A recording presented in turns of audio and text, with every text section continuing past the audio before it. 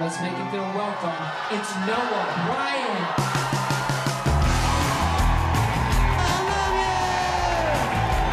All right, everybody say Noah Bryan on three. Noah Bryan! God's Country Song. How did you come to this project?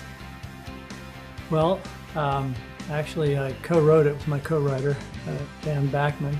I really enjoy doing movies that have music in it, and so Dan and I got together and came up with the idea. I got some good news. You're opening for Colt Young. Do you know how big this is for us? I think we should celebrate. There's no drinking on this tour. You gotta stay humble. How was the story born? What idea happened that made you play with this? You know, we wanted a story that, today,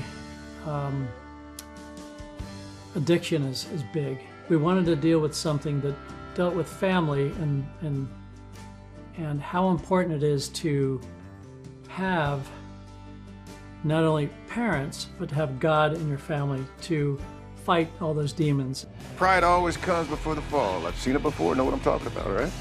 I got this, man. So it's a story really about, biblically speaking, about the pride before the fall. You also do have an incredible cast for this film. What was casting like? We do, yes. So we have Justin Gaston, who's the lead, who's amazing, an incredible singer.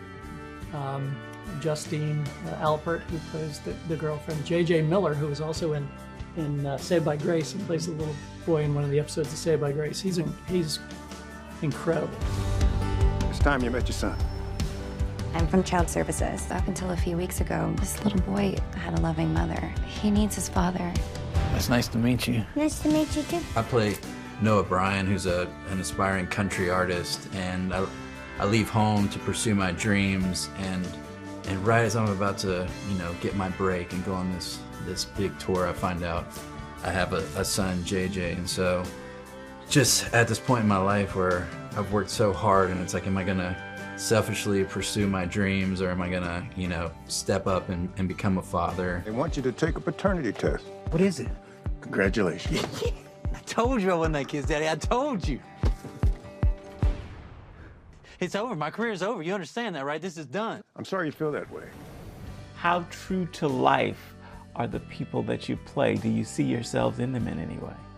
I relate to Noah a lot because I left Louisiana, at 17 years old. I went to New York and was in between Nashville and LA, just pursuing music and pursuing acting. So I can relate a lot to the fact of losing time with family and friends to pursue a dream. And then, I think I can relate to Noah in the sense of he put so much on the line and gave so much up. And when he's at this, crossroad in his life, he's like, is it all for nothing? Is this all gonna have been for nothing? I'm going on this tour. What about JJ? What about him? I'm a huge empath, which I feel like she is too. And I think Leanne just serves for me as a reminder of the kind of person that I want to be in my everyday life, is to love wholeheartedly and to take others in and just care for others more than yourself. What is it about this story that drew you to it? I love just the fundamental aspects of this movie that relates to everybody, people of faith or people who may have not found their faith yet. It's just a great reminder for a good human being. It's based on forgiveness, grace, and love, and then ultimately hope and faith. And who doesn't need that on a day-to-day basis? God has a plan. Please forgive my pride.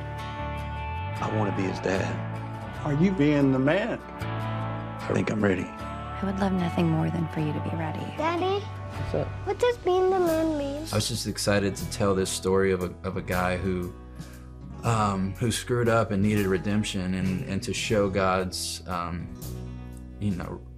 his grace towards us, and his, just that he's always there waiting for us to turn back to him. And so I think it's an amazing story to tell. It makes me want to be a better person.